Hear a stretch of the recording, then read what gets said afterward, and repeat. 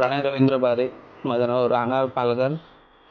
मी एक tennis cricket खेळताना मला बॉल लागला होता डोळ्याला. तर थोडासा मार जास्त लागला होता आणि कोसळला होता. पूर्ण ब्लँक झाला होता. डोळा पण भरपूर रेड रेड झालेला होता. तर मी लोकल हॉस्पिटलमध्ये जाऊन ट्रीटमेंट चालू केली होती. तर तिथे मी ट्रीटमेंट करता करता सर्व बघितलं, म्हणजे ट्रीटमेंट चालू होते. त्यामधून मला इम्प्रूव्ह थोडं थोडं होत होतं, पण ऑपरेशनचं रेटिनाला मार होतं असं करून ऑपरेशन करायला पडेल असं सांगत होते.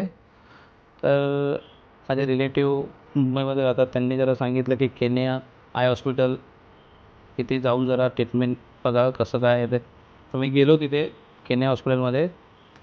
तर तिथे एक सिद्धी मॅडम करून होत्या आणि ऑपरेशनसाठी वगैरे सांगितलं. ट्रीटमेंट चालू केल्या.